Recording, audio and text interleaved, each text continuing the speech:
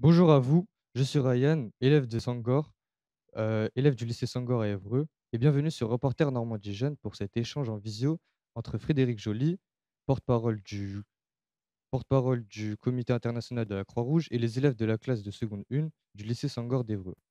Bonjour Monsieur Joly, et merci d'avoir accepté notre invitation. Bonjour Ryan et bonjour à tous et j'espère pouvoir répondre à vos questions. Cette rencontre a pour but de comprendre ce qu'est vraiment l'humanitaire. Nous allons nous succéder au micro pour vous poser des questions sur différents thèmes et lire des extraits en lien avec nos trois thèmes. Mais avant de passer la parole à Tom pour une présentation de notre invité, générique.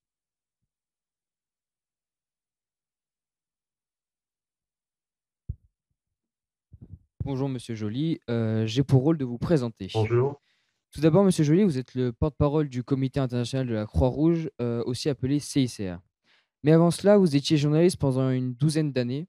C'est en 1999 que vous changez de carrière pour vous lancer dans le CICR. De plus, depuis presque 15 ans, vous rapportez et expliquez les actions sur le droit humanitaire dans votre blog L'Humanitaire dans tous ses états, que j'invite nos téléspectateurs à consulter car il est extrêmement intéressant. Donc, vous allez répondre à notre première question, si vous voulez bien. C'est la suivante. Pouvez-vous compléter cette présentation en nous donnant quelques précisions sur votre parcours professionnel avant de devenir porte-parole pour le CICR? Oh là, je crois que vous avez déjà dit beaucoup de choses, hein. En tout cas, c'était bien résumé. Non, moi, effectivement, j'étais journaliste avant de travailler pour le Comité international de la Croix-Rouge. À l'époque, j'étais plutôt un journaliste spécialisé dans les secours d'urgence, la prévention des risques majeurs, genre les tremblements de terre, les choses comme ça, et aussi l'action humanitaire. C'était dans les années où finalement l'action humanitaire a littéralement explosé, si l'on peut dire, dans les années fin des années 80, début des années 90, avec l'apparition d'énormément d'organisations non gouvernementales, les ONG comme on dit. Les plus célèbres sont Médecins sans frontières, Médecins du Monde, Action contre la faim, etc. Et puis bien évidemment la Croix-Rouge, qui est la plus vieille organisation humanitaire au monde, et moi plus particulièrement l'organisation, le Comité international de la Croix-Rouge, qui est la Croix-Rouge du temps de guerre, et c'est ça que je trouvais intéressant.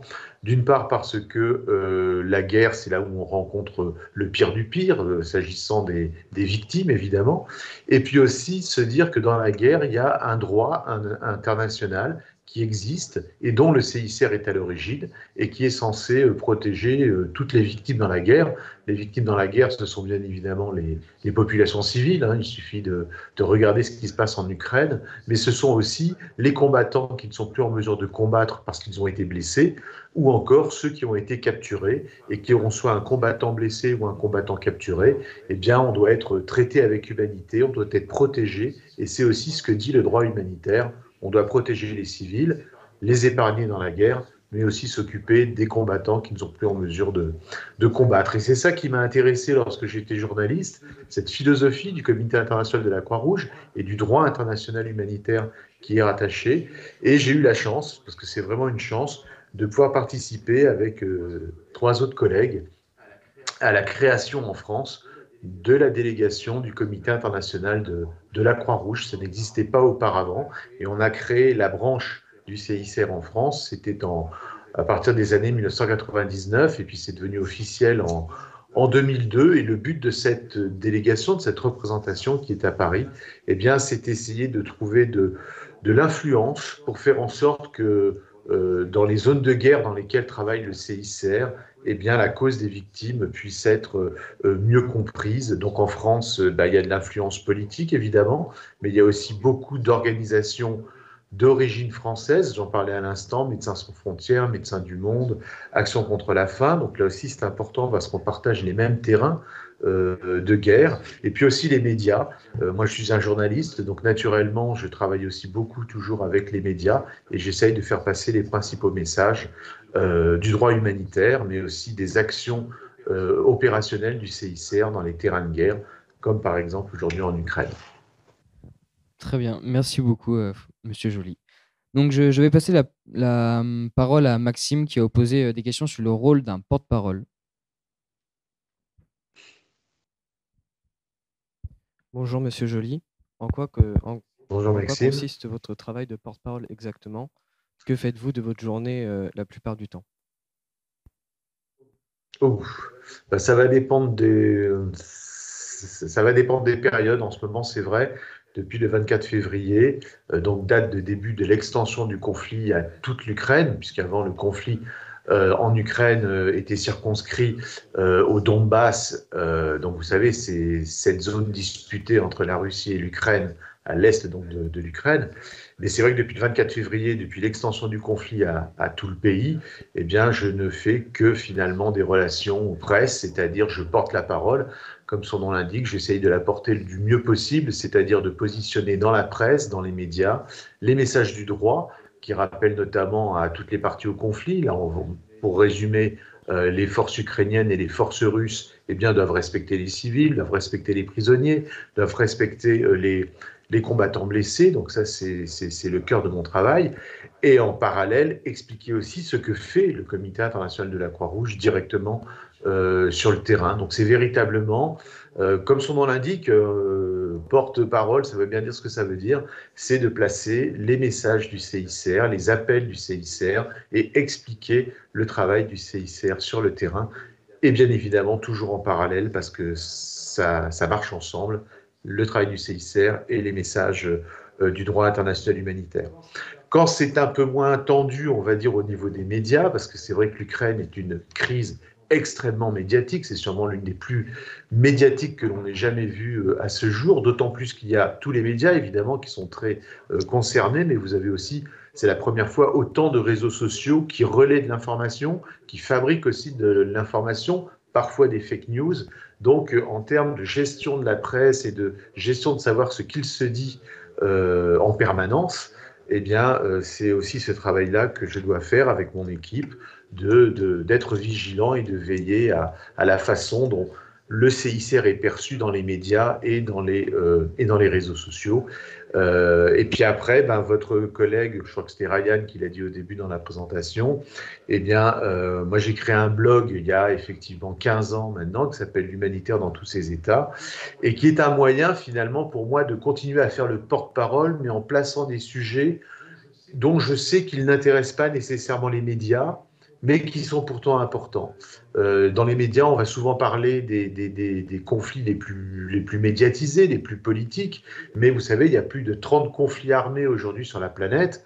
On en connaît 5-6, c'est-à-dire ceux qu'on voit régulièrement dans les médias, mais il y a aussi beaucoup de conflits oubliés où travaille le CICR, puisqu'on travaille dans tous les conflits, et que donc il est important pour nous eh bien, d'avoir une petite surface, même si c'est un petit blog, mais enfin les blogs ont quand même de l'influence, eh bien, pour raconter ce que fait le CICR ou ce que dit le droit par rapport à des conflits armés. Je ne sais pas, on peut parler de la République démocratique du Congo, de la République centrafricaine, du Yémen, dont on a beaucoup parlé, mais dont on ne parle plus aujourd'hui.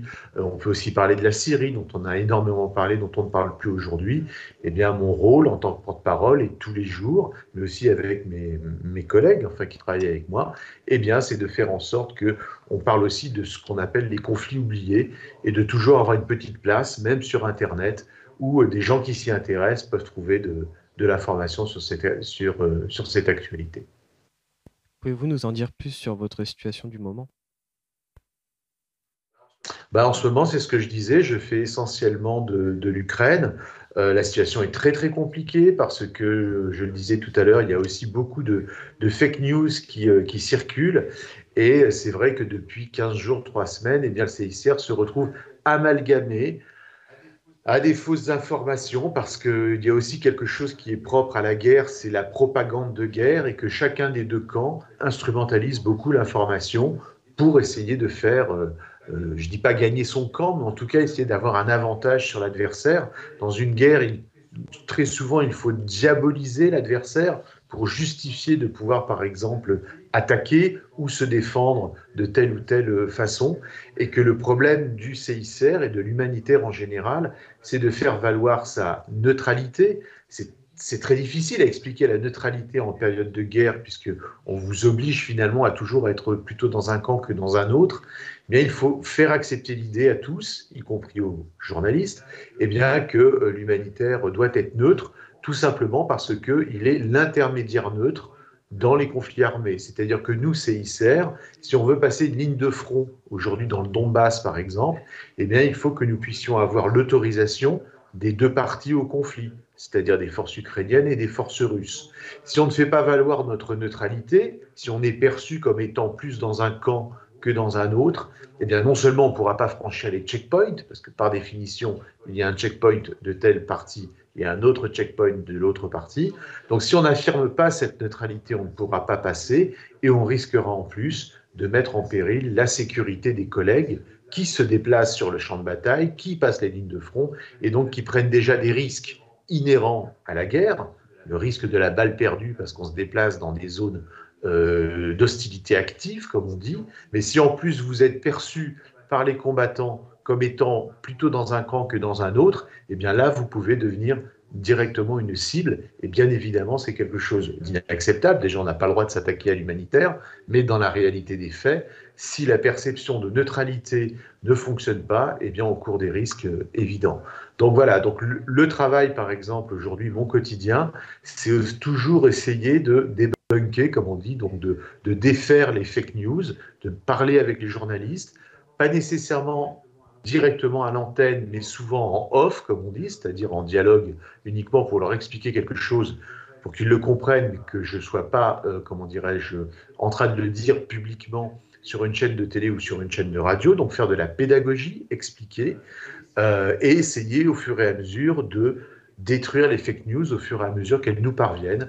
Donc ça, c'est un travail qui est compliqué, mais qui est extrêmement important, d'une part parce que meilleure est la perception de l'humanitaire sur le terrain, plus on aura des chances de faire aboutir notre mission humanitaire, qui, je le rappelle, la finalité est d'accéder aux victimes pour pouvoir les évacuer ou leur donner à manger ou de l'eau, etc. Et pourra aussi contribuer à notre propre sécurité sur le terrain. Vous savez, depuis plusieurs dizaines d'années maintenant, on s'aperçoit malheureusement que l'humanitaire est de plus en plus ciblé dans les conflits armés et que donc il y a un très lourd tribut qui est payé par les collègues sur le terrain en zone de conflit armé. Merci, Monsieur Joly. Je passe la parole à Assa pour introduire le prochain thème. Merci. Bonjour Monsieur Joly, Bonjour. nous allons à présent aborder le thème l'humanitaire c'est quoi? Avant de donner la parole à Del David qui va vous poser plusieurs questions, Inès va introduire ce sujet avec un extrait de texte que vous avez écrit.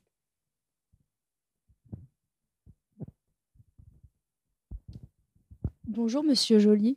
Dans un tweet que vous avez Bonjour. publié le 6 avril 2022, dans le contexte de la guerre de l'Ukraine, vous avez insisté sur le fait que la neutralité du CICR dans un conflit n'est pas une posture, mais un outil indispensable pour le dialogue avec les parties pour franchir les lignes de front, visiter des prisonniers ou évacuer des civils. Je passe la parole à Del David qui va vous poser quelques questions sur ce sujet. Entendu.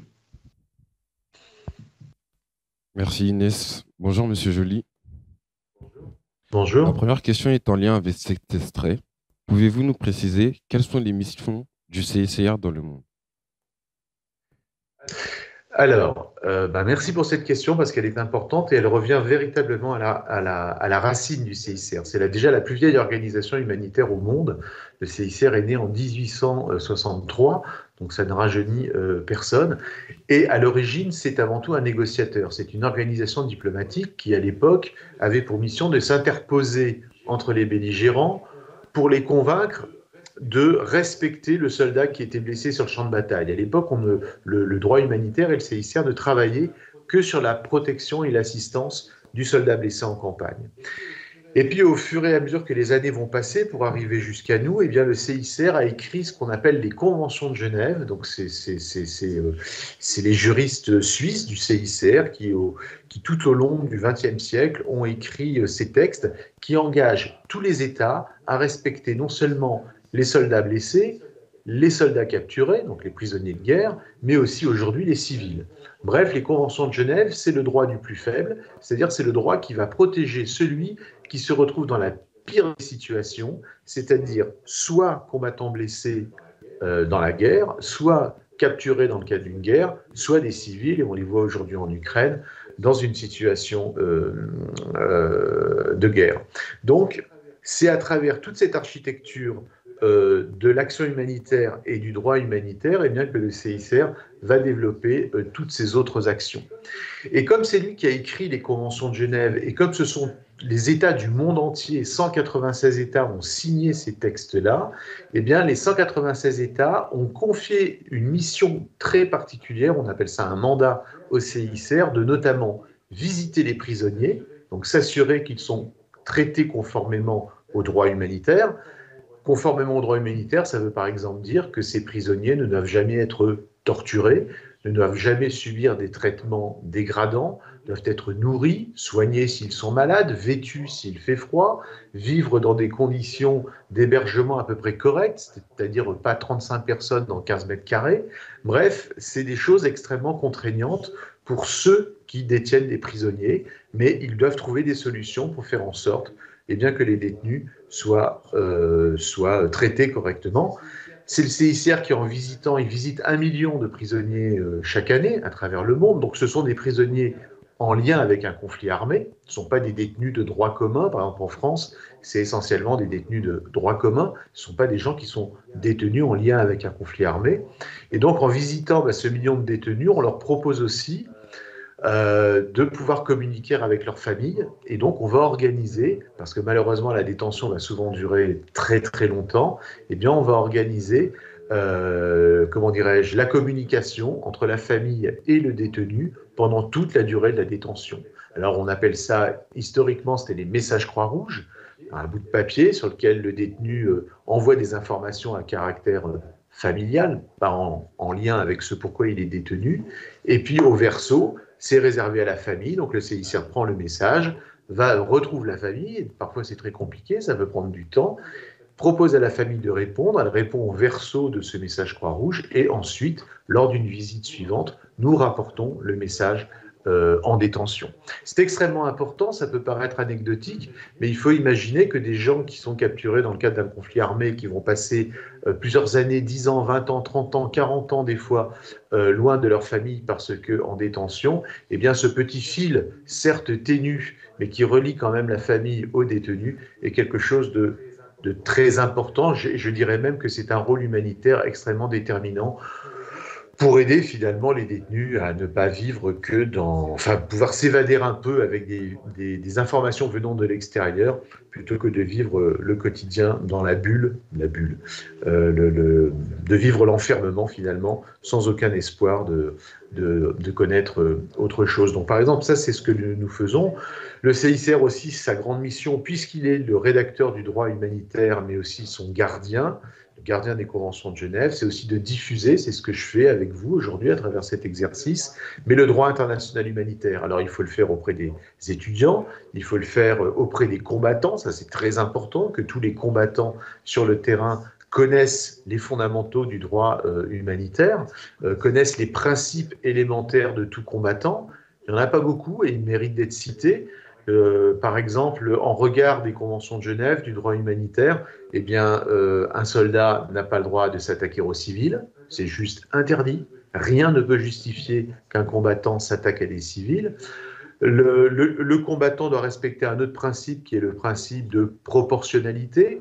Si par exemple vous êtes sous le feu d'un sniper, vous n'allez pas demander l'artillerie lourde ou l'aviation pour aller détruire entièrement l'immeuble d'où tire le sniper. Donc il faudra bien que vous fassiez une riposte à cette attaque proportionnée, c'est-à-dire ne pas tout casser au prétexte qu'il y a un sniper, par exemple, dans un immeuble. Et puis d'autres principes importants, comme le principe de précaution.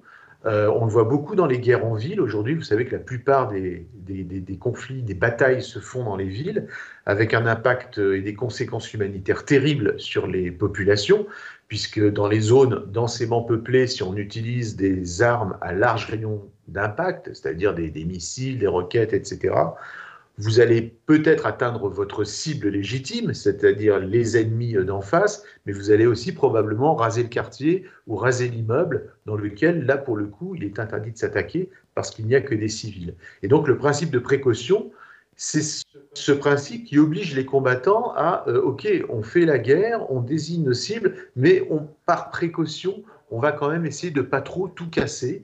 Donc ça, c'est quelque chose aussi d'extrêmement important. Alors malheureusement, on voit bien que la réalité, on est très loin. Il suffit de regarder la Syrie, Alep, il n'y a pas si longtemps encore, la ville d'Alep. Aujourd'hui, ce qui se passe à Mariupol, dans le sud-est de l'Ukraine, ou encore ce qui s'est passé à Kharkiv ou à Boutcha, enfin bref, dans toutes les villes qui ont été victimes de combats extrêmement violents, on voit bien que le principe de précaution n'a pas vraiment été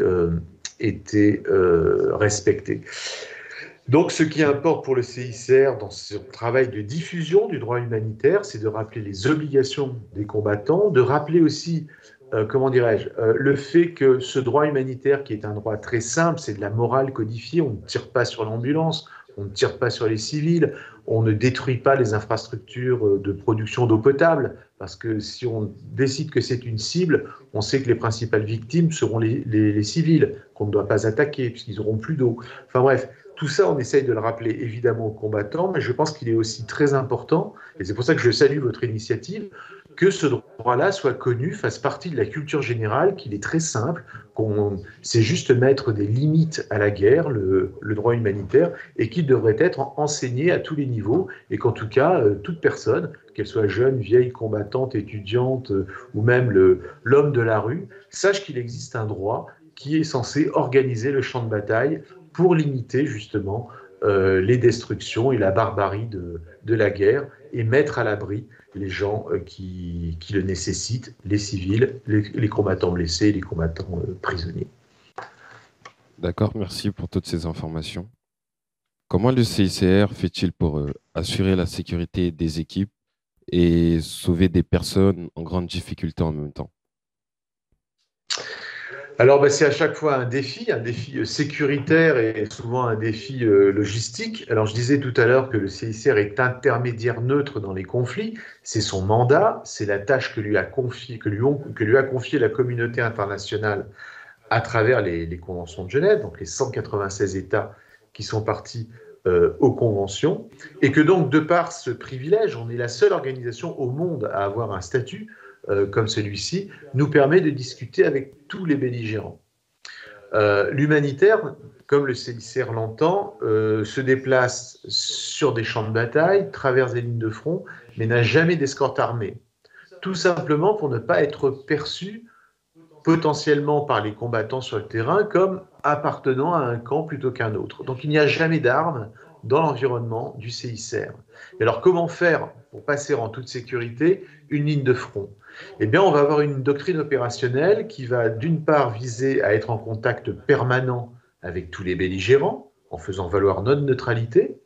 Donc on l'a, par exemple, même si c'est extrêmement compliqué, là, une fois de plus, je vous fais un peu un descriptif de oui, fait de l'humanitaire, parce que la réalité, malheureusement, sur le terrain est rarement aussi jolie, mais en tout cas, la doctrine opérationnelle, la philosophie, c'est d'être en contact avec toutes les parties au conflit, leur expliquer qu'on est l'intermédiaire neutre, qu'on sécurise un espace humanitaire qui est, qui existe de par les conventions de Genève, qui prévoit des endroits où on n'a pas le droit de se battre parce qu'il n'y a que des blessés, il n'y a que des civils, il n'y a que des victimes.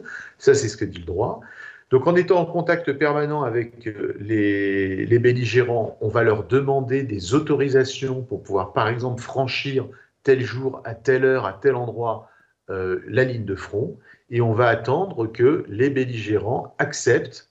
Donc, ça veut dire qu'ils se parlent quelque part. Je veux dire, les liens ne sont pas rompus, même s'ils sont ennemis, mais à un moment donné, ils doivent se mettre d'accord pour que le CICR puisse franchir à tel ou tel endroit la ligne de front. Et ensuite, on attend les autorisations. Et dès qu'on a reçu les feux verts des différents belligérants, et bien, normalement, le point d'entrée s'ouvre et le CICR pénètre dans la zone, soit pour acheminer de l'aide humanitaire, donc ce sont des convois, et je sais pas, ça peut être des convois de plusieurs poids lourds chargés d'assistance, avec du médical, de la nourriture, de l'eau, des ustensiles essentiels pour permettre à des gens déplacés de pouvoir cuisiner, parce qu'en général, ils ont tout perdu parce qu'ils se sont sauvés très brutalement. On va toujours informer, attendre les autorisations. On va se déplacer avec le drapeau. Alors, c'est pas tellement pour faire cow-boy, mais c'est pour être vu de loin, et puis pour parfaitement se distinguer d'autres types d'opérations, essentiellement les opérations militaires. Et puis ensuite, eh bien, on va faire notre travail, essayer d'aller là où on devait aller, distribuer ce que l'on devait distribuer, ou évacuer des blessés, des malades, ou peut-être même des civils. Peut-être avez-vous vu qu'en Ukraine, eh bien, que l'un des défis, c'est de permettre aux civils de quitter les villes alors qu'ils sont piégés depuis des semaines dans les combats, qui sont épuisés, qui sont stressés, qui n'ont plus rien à manger, plus rien à boire, qui n'ont pas accès aux soins, donc dans un état épouvantable. Et le CICR négocie depuis des semaines auprès des belligérants les trêves nécessaires qui lui permettraient de rentrer, par exemple, dans Mariupol et ensuite d'ouvrir la route avec son emblème, l'emblème de la Croix-Rouge. On n'a pas le droit de tirer sur la Croix-Rouge, bien évidemment, et que derrière lui, se déplaçant, en ouvrant la route, eh bien, puisse filer tous les gens qui ont choisi de partir. On appelle ça les corridors humanitaires. Ça ne marche pas très bien, mais bon, ça a quand même le mérite d'exister. Or, jusqu'à présent, eh bien, le CICR a pu procéder à quelques évacuations de cette sorte, mais les autres ont tout échoué parce que les trêves nécessaires, donc les cessez-le-feu, ne tiennent pas entre les belligérants et que du coup, vous vous retrouvez avec des civils qui se retrouvent piégés dans les combats, c'est-à-dire encore plus exposés en termes de sécurité qu'ils ne l'étaient en se cachant, en se terrant dans des caves.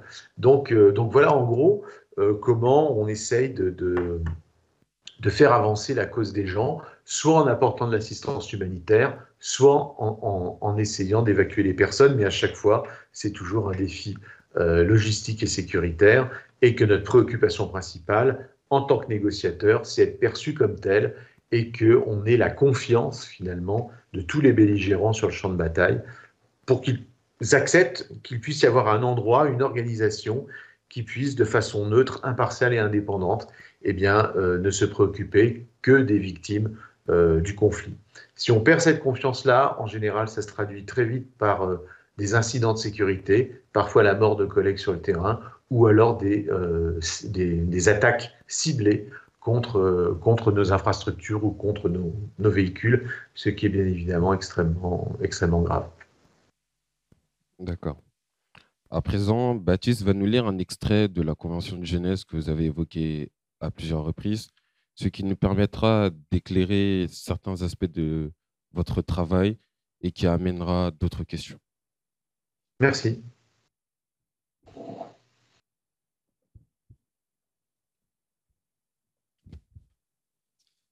Donc, bonjour Monsieur Joly.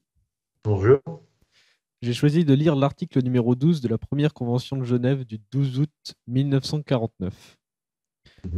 Les membres des forces armées et les autres personnes mentionnées à l'article suivant, qui seront blessés ou malades, devront être respectés et protégés en toutes circonstances.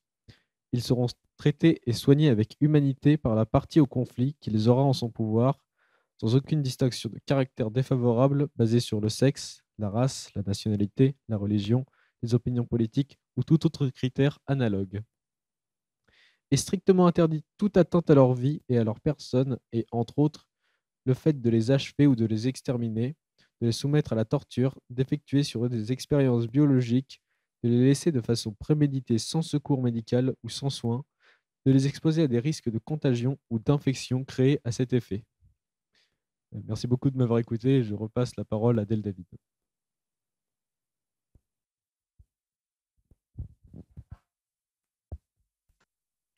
Une question que se pose Quentin, un élève de notre classe qui est actuellement en voyage en Allemagne. Est-ce qu'à vos yeux, tout le monde mérite de recevoir de l'aide? Il veut savoir si certaines personnes ne méritent pas de souffrir pour ce qu'elles auraient pu faire. Alors, il y a un principe, c'est très bien que vous ayez lu aussi l'article 12 qui effectivement montre à quel point ce droit est extrêmement finalement contraignant. On n'a pas le droit vraiment de faire n'importe quoi, même lorsque l'on se bat, et le respect, par exemple, des prisonniers ou des blessés est quelque chose de fondamental. Mais vous avez raison, tout ceci est aussi une question de principe. Il y a 4 grands principes en humanitaire. Le premier, celui d'où va découler le droit et l'action, c'est ce que Henri Dunant lui-même avait inventé. Henri Dunant, vous savez, c'est ce jeune Suisse qui a inventé la Croix-Rouge après avoir été traumatisé en ayant été témoin d'une bataille atroce qui a été la bataille de Solferino en Italie en 1859.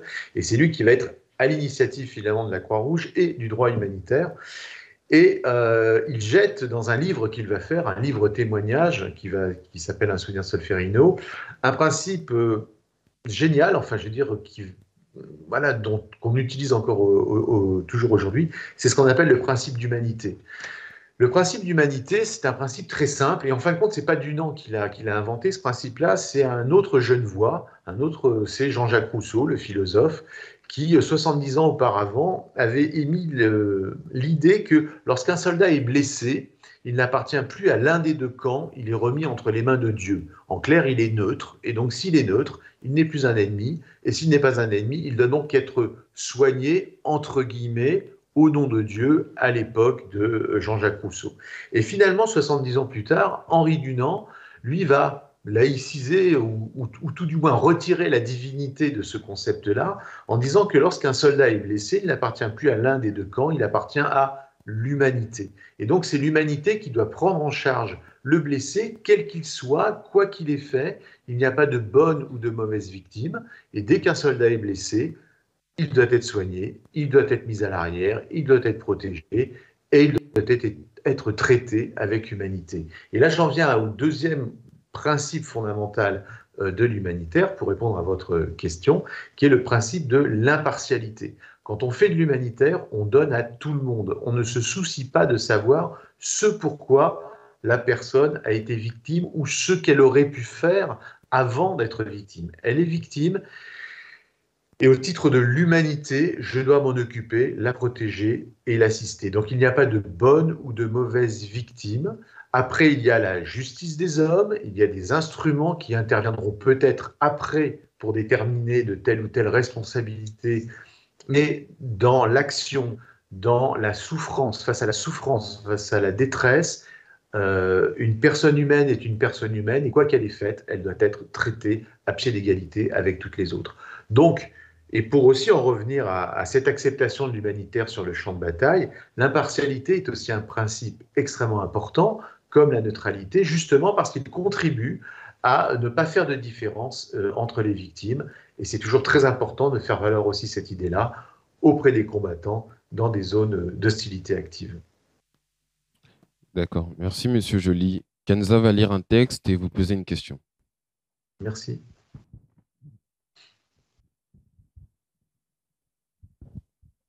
Bonjour, Monsieur Joly.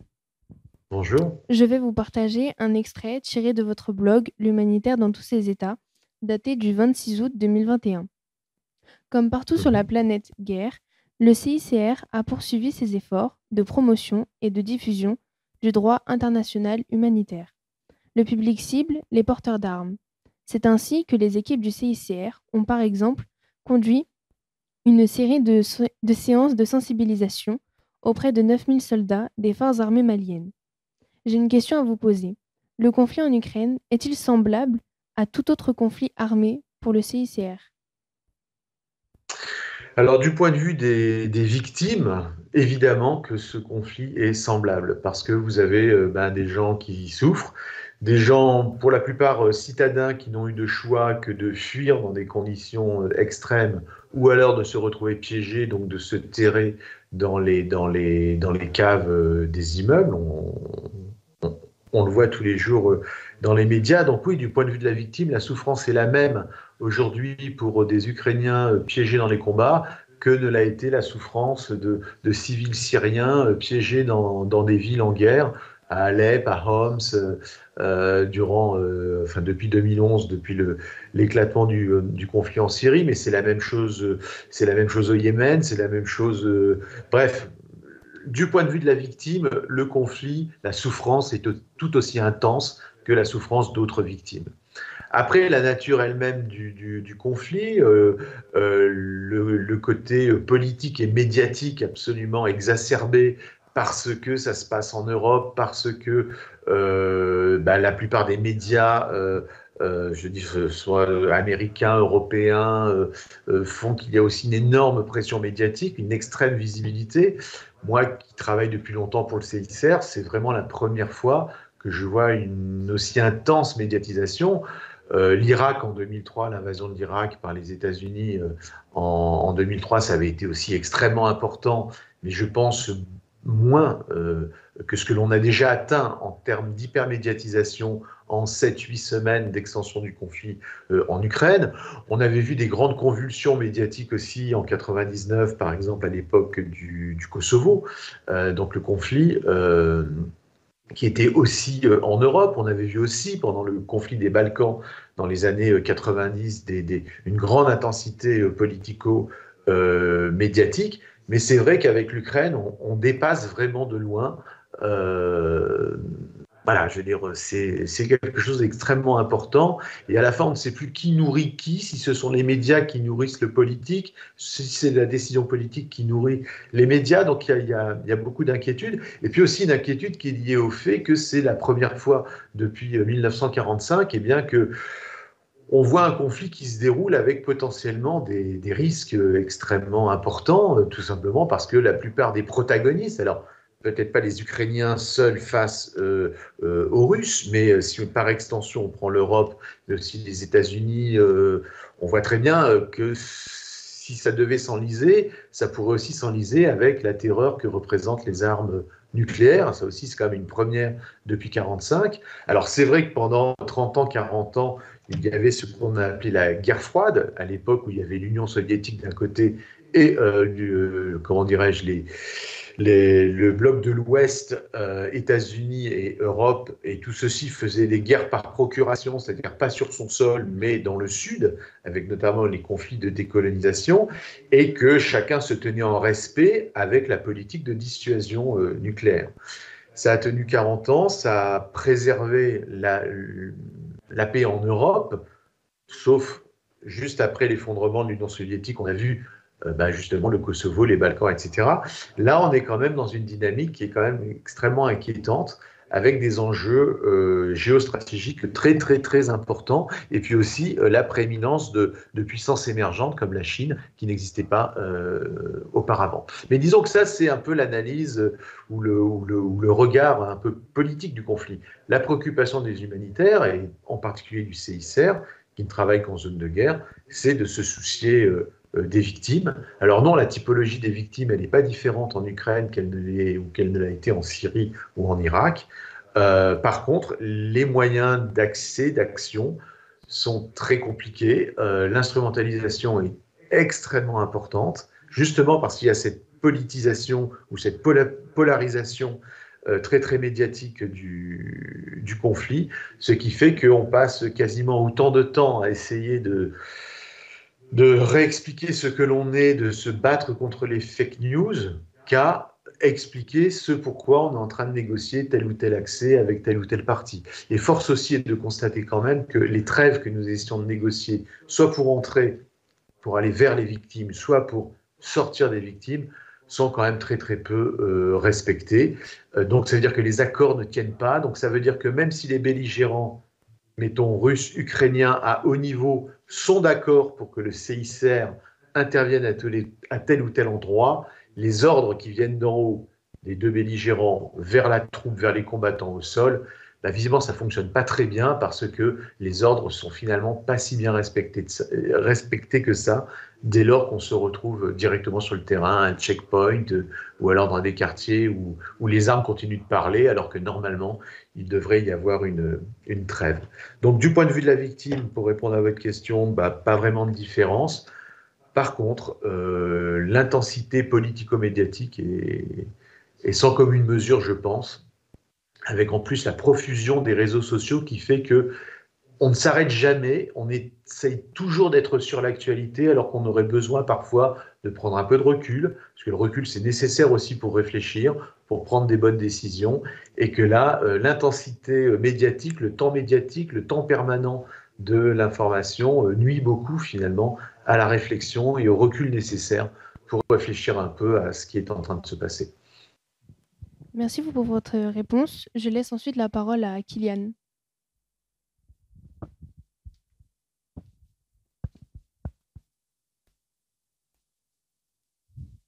Bonjour, Monsieur Joly. Bonjour. Je vous remercie tout d'abord pour vos réponses et nous allons aborder maintenant un nouveau thème. La médiatisation, en quoi est-elle nécessaire? Gauthier va vous poser des questions, mais auparavant, Susan va vous lire un texte en lien avec ce sujet. Entendu. Bonjour Monsieur Joly. Bonjour. Dans un tweet du 2 avril 2022, vous avez écrit « Faire le tour des médias à l'aune de la tragédie ukrainienne conforte l'idée d'organiser une sensibilisation de la presse aux droits humanitaires et au rôle singulier d'intermédiaire neutre du CICR. » Gauthier va maintenant vous poser des questions en lien avec la médiatisation de votre travail.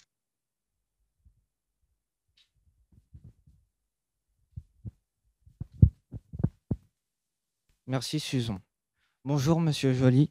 Ma première question Bonjour. est, est-ce que médiatiser l'émission du CICR est un atout pour l'organisation? N'est-ce pas double tranchant? Alors, vous avez tout à fait raison. Alors, c'est vrai que quand on pense à l'humanitaire, on pense beaucoup à la médiatisation parce que toutes les organisations humanitaires ont besoin de montrer ce qu'elles font dans les médias pour en espérer en retour une adhésion du public qui doit se traduire par des dons, la générosité publique, les gens qui voient des drames à la télévision, qui vont envoyer un chèque à l'organisation humanitaire. Parce que le mode de financement des organisations humanitaires passe par cette nécessaire communication, cette nécessaire médiatisation. La seule organisation qui échappe finalement à cette logique-là, c'est justement le CICR, dans l'absolu. Pourquoi? Parce que notre financement ne dépend pas de la générosité publique. C'est-à-dire que si les gens, vous, moi, enfin n'importe qui, veut faire un don au CICR, le CICR va prendre le don, évidemment, mais que 85%, 90% du financement du CICR vient de contributions des États. Donc c'est les États, parce que le CICR est gardien du droit humanitaire, vous savez, les conventions de Genève, les États sont partis. Et donc, de par ce système-là, on n'a pas besoin de rendre trop visibles nos opérations, puisque finalement, notre financement ne dépend pas de notre visibilité dans le public de nos opérations, parce que nous sommes financés par les États. Pour autant, on vit au XXIe siècle, donc on a quand même une communication qui se veut la plus pertinente et efficace possible. Mais c'est vrai que lorsqu'on communique, c'est pas tellement pour vendre la marque CICR, mais c'est pour promouvoir le droit international humanitaire.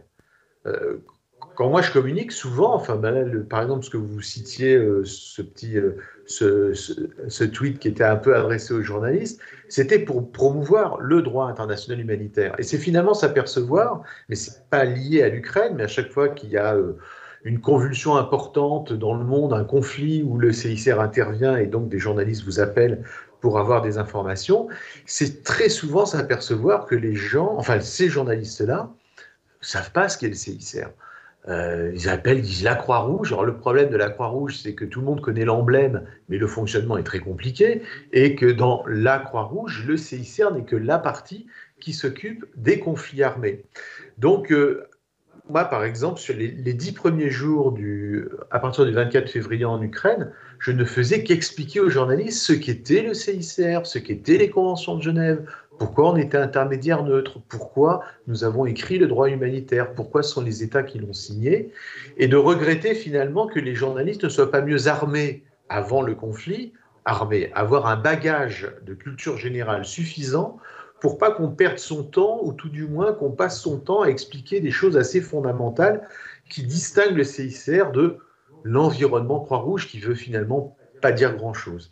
Donc ça, sur les 10 premiers jours de l'Ukraine, c'était ce devoir finalement d'explication, histoire ensuite de pouvoir mieux faire comprendre nos actions, de pouvoir expliquer la complexité d'être neutre, de pouvoir expliquer la complexité du dialogue confidentiel que l'on a avec toutes les parties au conflit, dans toutes les autres situations de conflit.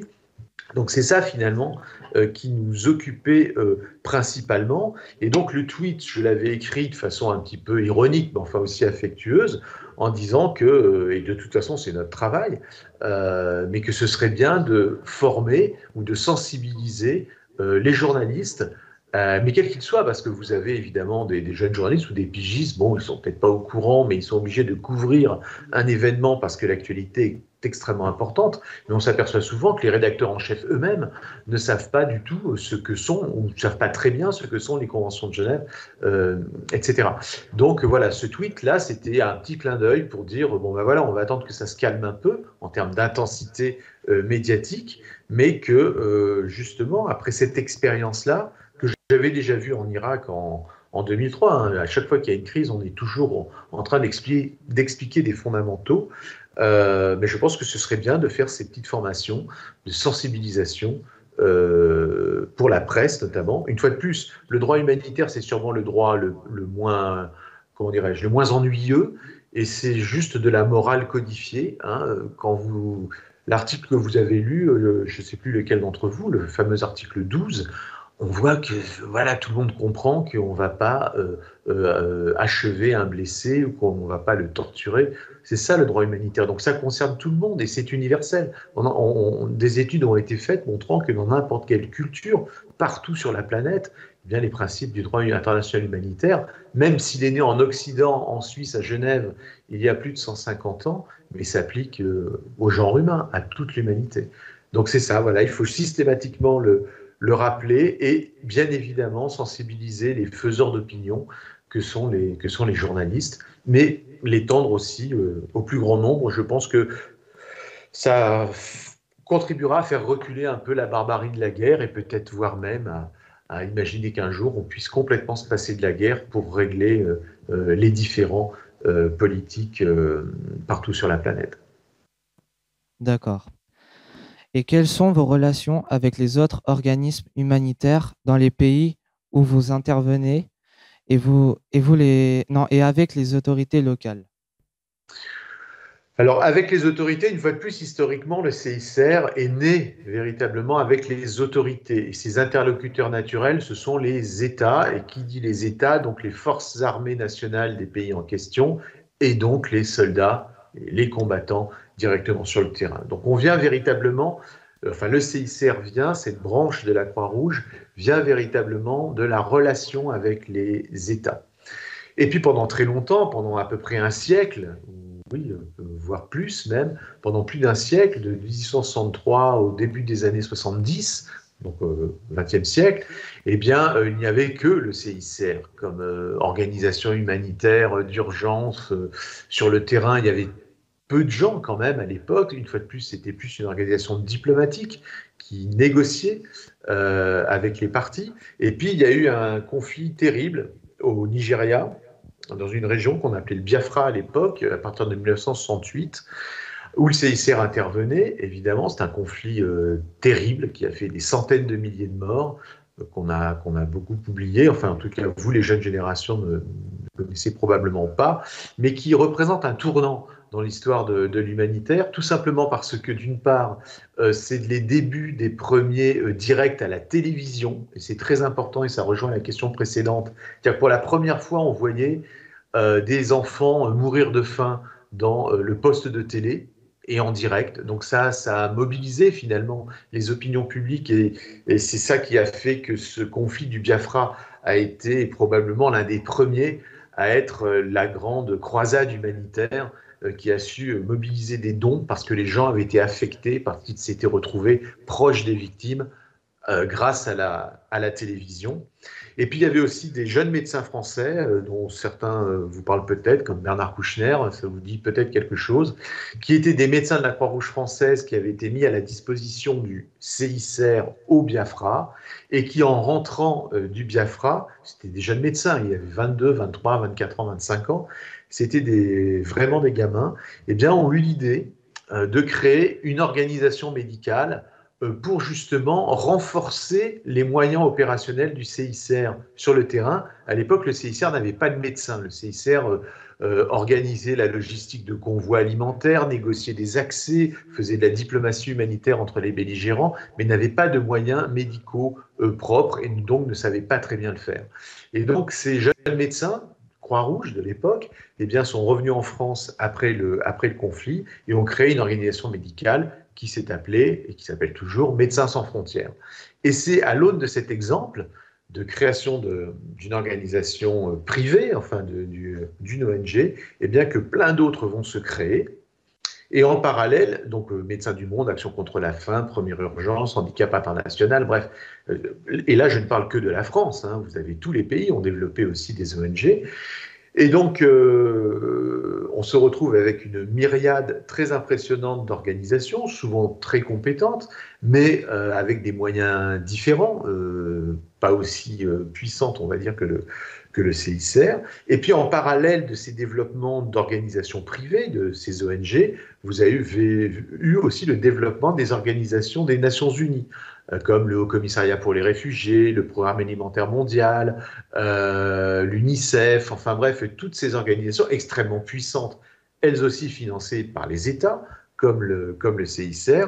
Bref, on se retrouve brutalement, enfin en une vingtaine d'années, avec une énorme machine humanitaire, mais très disparate, parce que composée de plein d'organisations. Et que donc, pour venir enfin à votre réponse, le CICR, sa préoccupation, c'est de pouvoir se coordonner avec toutes ces entités qui potentiellement peuvent se retrouver sur le terrain. Il est évident qu'on ne va pas se marcher dessus et qu'on va essayer de travailler en bonne intelligence. Ceux qui savent faire du médical comme MSF, ben on va peut-être leur laisser faire du médical, et puis nous, à côté, on va faire, je ne sais pas, de la protection, de la visite de détenus, de l'accès, du soutien aux personnes déplacées, et puis si c'est à l'extérieur du pays, eh ben c'est le Haut Commissariat des Nations Unies pour les réfugiés qui va s'occuper des réfugiés. Bref, essayer de se coordonner.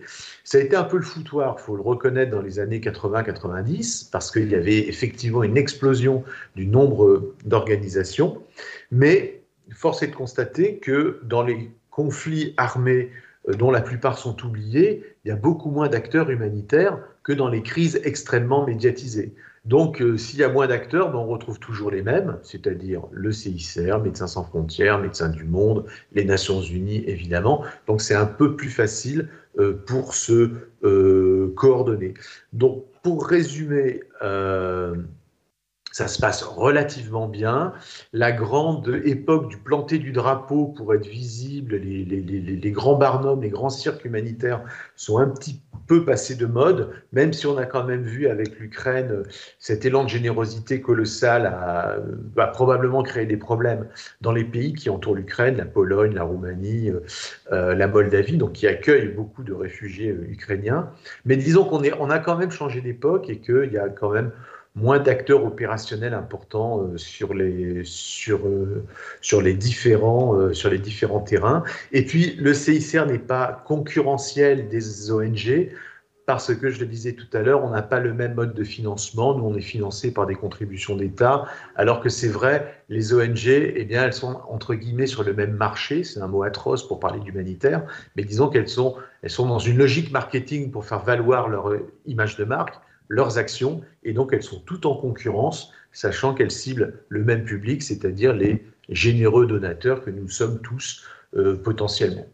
Donc voilà, donc c'est une famille hétéroclite, mais qui, une fois coordonnée, peut être très puissante et très efficace. Et puis je conclurai en disant quand même aussi que si le nombre d'acteurs s'est réduit sur le terrain, c'est aussi au profit d'un humanitaire du pays en question, sur place, qui s'est aussi beaucoup développé. On appelle ça l'humanitaire émergent, mais c'est vrai qu'on change peut-être aussi de l'équation de l'humanitaire avec ses expatriés internationaux, occidentaux, etc.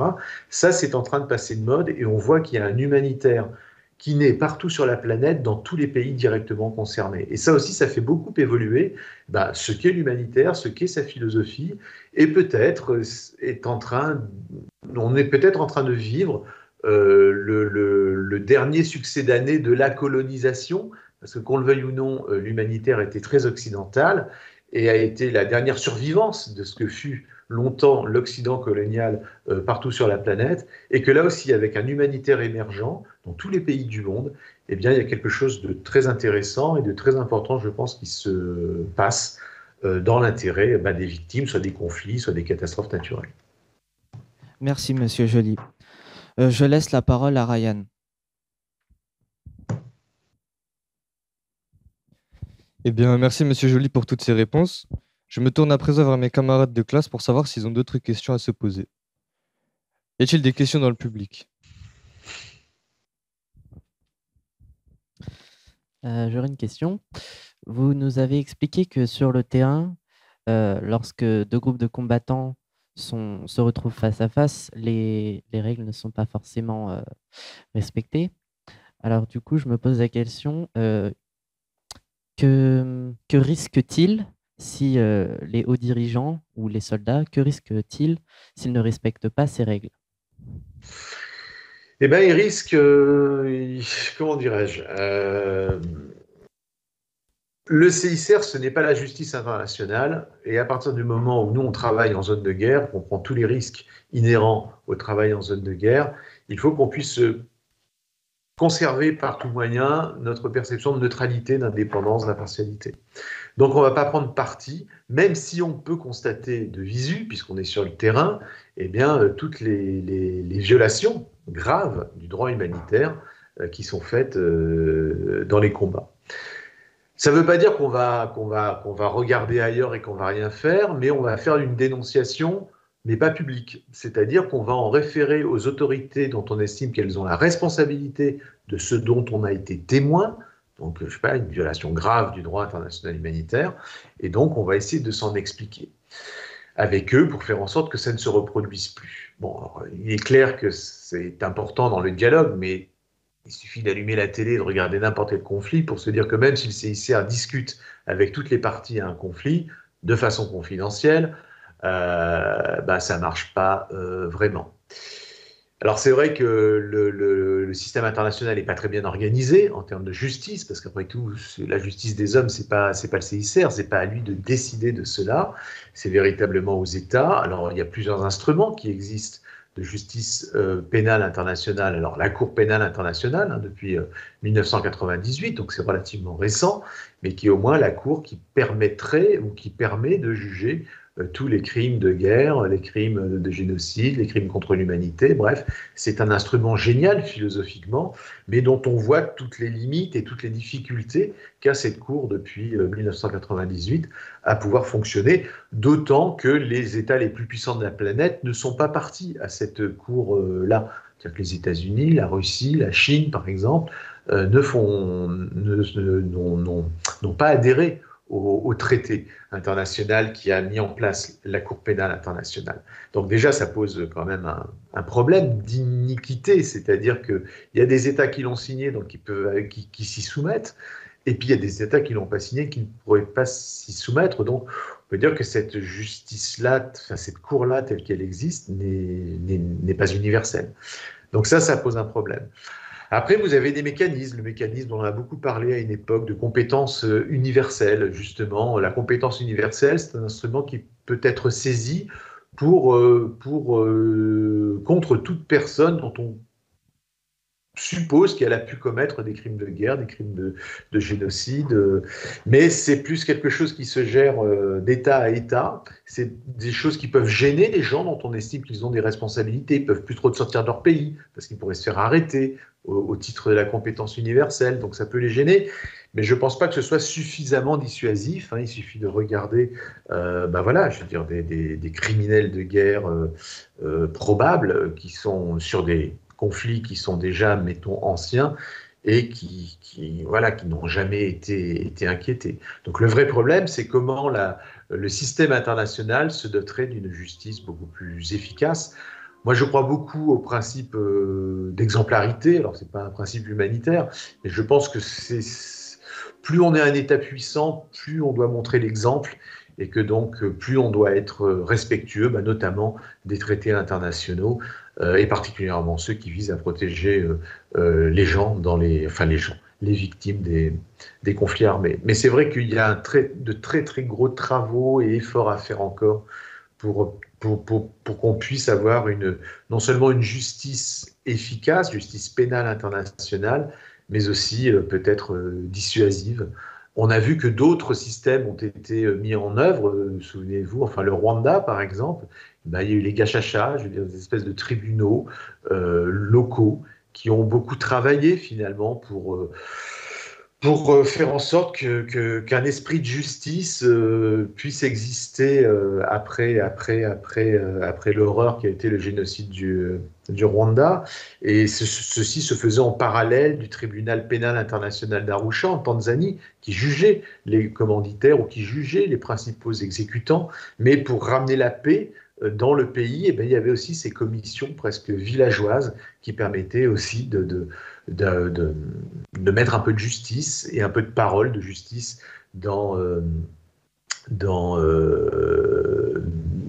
dans l'après-génocide. On l'a vu aussi en Afrique du Sud, des modèles de justice interne qui se sont mis en œuvre pour faire en sorte que la situation post-apartheid puisse aider aussi à consolider la paix. Mais le système est parfaitement imparfait et que donc votre génération, je suppose, devra vraiment se battre pour faire en sorte qu'un système de justice internationale soit beaucoup plus efficace, opérant et équitable que les différents instruments qui existent aujourd'hui. Merci pour avoir répondu à la question de Kylian. Y a-t-il d'autres questions? Moi, j'ai une question. Depuis le retrait des forces françaises au Mali le 17 février 2022, je crois, est-ce que vous avez des retours de vos collègues sur place de comment la situation s'améliore ou se détériore justement? Bah oui, des nouvelles, on en a tous les jours, des collègues de tous les endroits du monde dans lesquels travaille le CICR. Au Sahel, la situation, au Sahel, donc je parle évidemment du Mali, mais par extension de toute la zone sahélienne, parce qu'on a vu l'évolution du conflit et son extension à travers plusieurs États sahéliens et toute, comment dirais-je, toute la fragilité aujourd'hui de la région.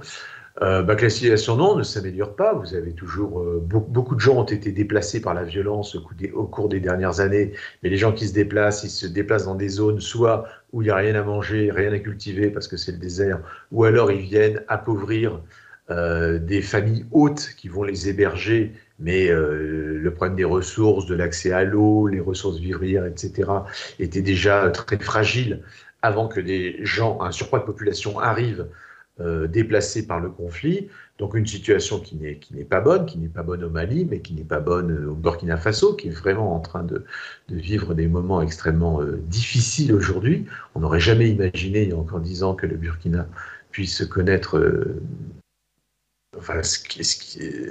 le tragique qu'il connaît aujourd'hui en termes de violence, de déplacement de population, de restrictions d'accès aux ressources. Enfin bref, on voit que le pays est en train de s'enfoncer, mais on peut aussi rajouter le Niger qui va très mal, avec là aussi énormément de déplacés ou de réfugiés. Donc la situation est pas bonne. Le CICR fait là-bas beaucoup d'assistance justement aux populations dans des zones qu'on qualifie parfois de grises, c'est-à-dire des endroits qui sont pas très sécures parce que c'est là que ça se passe. On voit très bien les méthodes de combat qui sont utilisées dans la zone des trois frontières, dans toutes ces zones où l'accès est toujours très aléatoire, et pour autant, il faut quand même essayer de faire le maximum possible pour atteindre les gens, des gens qui en auraient besoin.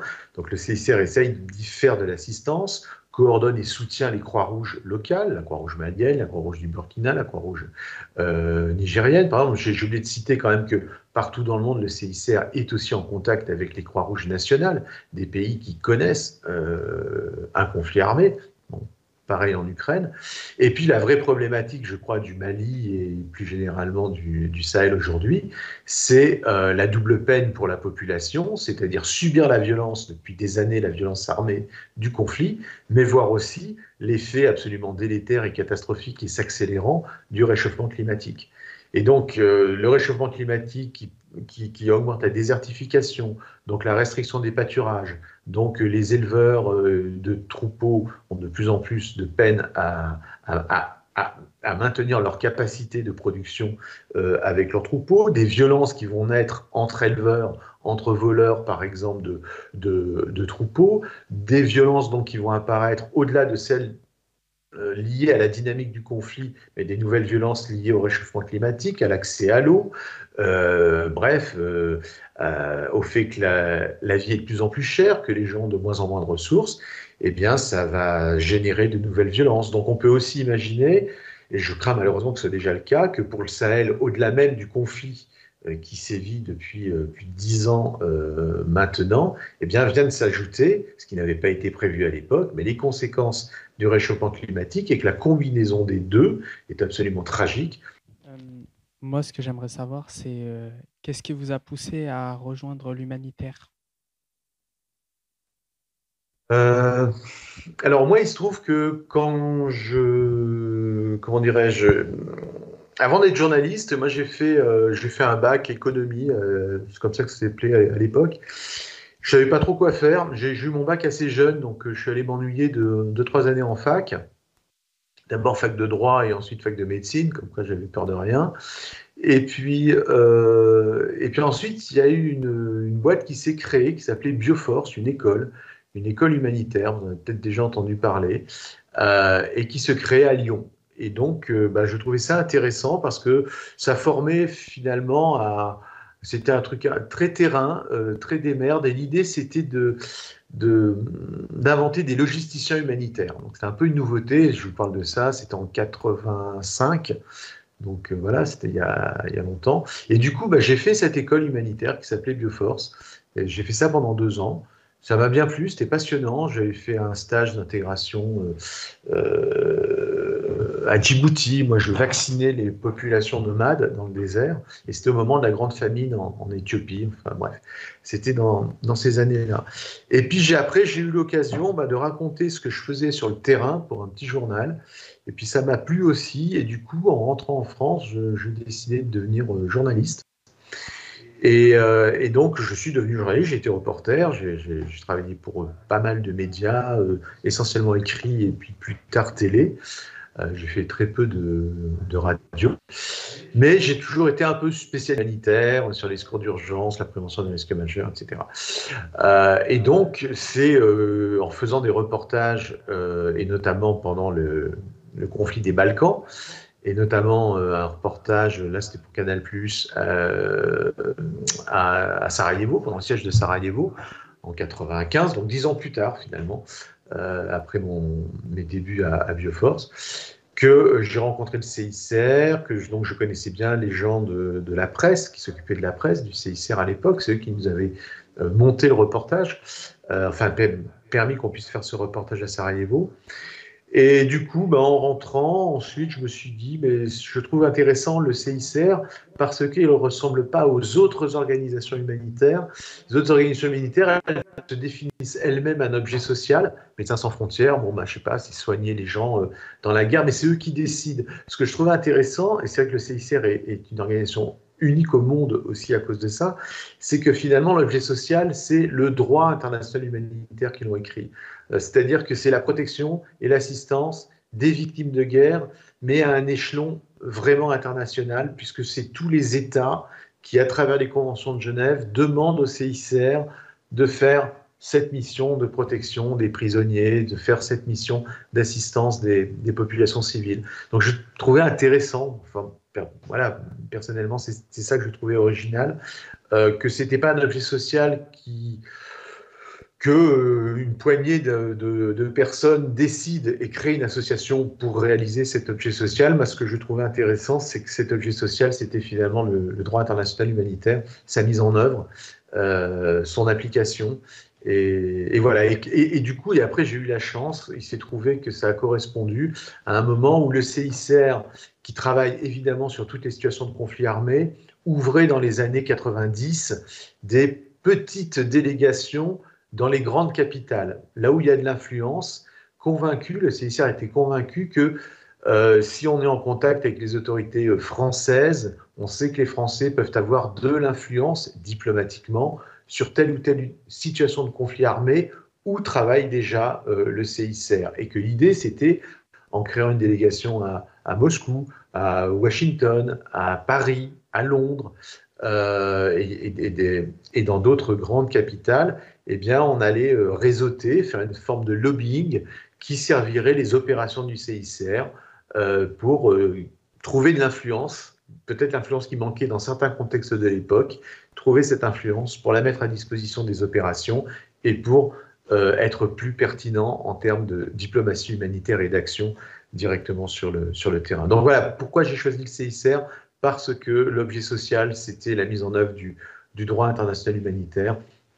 Je trouvais ça intéressant et finalement, ça continue à m'intéresser et je reste très fidèle toujours à ce concept-là du droit international humanitaire. Bien, merci pour votre réponse, Monsieur Joly. Je pense que vous avez répondu à la question de Melvin. Est-ce qu'il y a d'autres questions? Bien. Je vous remercie, Monsieur Joly, pour cet échange passionnant et de nous avoir accordé du temps. Chers Ben, téléspectateurs, je pense que, comme nous, vous comprenez mieux ce qu'il se cache derrière le mot humanitaire et les enjeux de ces actions. Merci pour votre attention. Je tiens à préciser que cet échange est filmé par des élèves de notre classe. C'était Reporter Normandie Jeune et je vous dis à très bientôt. merci à vous en tout cas, puis bon vent. Et si vous vous intéressez à l'humanitaire, je pense que vous trouverez assez rapidement des terrains de prospection, voire des terrains d'intervention. Merci à vous en tout cas pour votre écoute. Merci. Au revoir. Au revoir.